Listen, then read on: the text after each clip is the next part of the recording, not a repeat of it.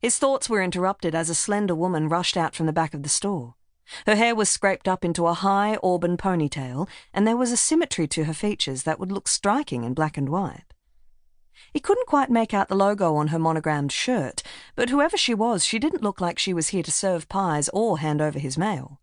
"Hurry, I need a hand back here," she called, retreating without waiting for an answer. Toby automatically reached into his camera bag, then hesitated. "You're not in the city anymore." He pulled out the Nikon anyway. Lara cleared the boxes and pressed a tea towel against the wound on the older woman's cheek. "Mrs. Beggs, Winnie, can you hear me? It's Lara. We're going to get you to hospital," she said as footsteps clattered down the hallway. Lara spoke over her shoulder, firing out instructions to the customer buying fancy milk. "Do you have a mobile? I've left mine in the car. Can you call an ambulance? And flick the door sign to closed. We don't need somebody running off with the till while she's crashed out here. And a blanket if you can find one," said Lara, checking the pulse again. Weaker than she would have liked.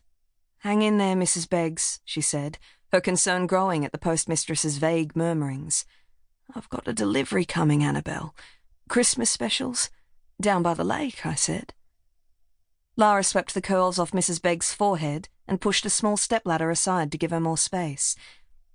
"It's Lara McIntyre, not Annabelle," she said gently, "and Christmas has been and gone, Mrs. Beggs." Whatever box had knocked Mrs. Beggs down, it had done a good job of it. Annabelle McIntyre had passed away almost 20 years ago, when Lara and her sisters were in high school. Although Lara had the same pale skin, straight teeth, and glossy copper-coloured hair, it was rare for anyone to mistake her for her mother, especially Mrs. Beggs, who had been Annabelle's best friend, and a strong, warm presence in Lara's life as long as she could remember. The man returned with a phone. He crouched down beside her, draping a tablecloth over Mrs. Beggs. In the midst of the chaos, Lara noticed the gap between his shoes and his trousers. One sock was blue, and the other featured colourful cartoons. "What's happened? Should we sit her up?" What type of idiot is this guy? Lara spun around and fixed him with a withering glare, first noticing the camera slung around his neck, then the bicycle helmet he wore, and finally the deep black eyelashes that belonged on a Jersey cow, not a man. Of all the people to walk into the general store when she needed help, did it have to be a cyclist with no idea of first aid who couldn't even match his socks? Even Mrs. Beggs' inept nephew, Dallas Ruggles, would be more helpful than this bloke. She looked at him again, placing his face. The new journalist in town. "Brilliant, the paparazzi's here. Call the ambulance already!" She kept one eye on him and one on Mrs. Beggs, wishing he'd move a little faster. He toyed with the camera strap as he spoke with the emergency operator. "We've got a woman injured at the Bridgefield general store."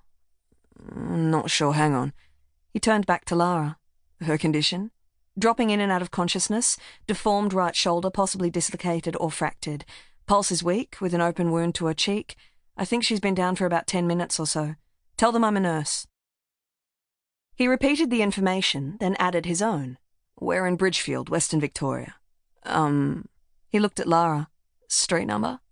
Then shook his head. "It's the only shop in the main street. Stripy veranda, old bluestone. Trust me, the ambos won't miss it." He bobbed his head. "They're on their way," he said, shoving the phone into his pocket. Mrs. Beggs groaned. "I'm going to be sick." "Let's make you more comfortable," said Lara, helping roll her onto her side. The arm dangled awkwardly. Lara couldn't leave it like that. "This might hurt a bit," she said, repositioning Mrs. Beggs' arm and shoulder as carefully as she could. Mrs. Beggs' breathing accelerated, and she gave a sudden shudder before going limp. "She all right?" Toby crouched down beside them.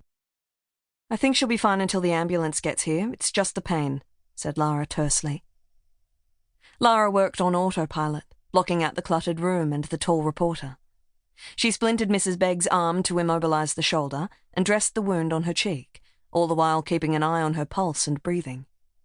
She was used to handling patients and emergencies, yet she still breathed a sigh of relief when the paramedics filed into the storeroom. Lara followed as they stretchered Mrs. Beggs out of the store.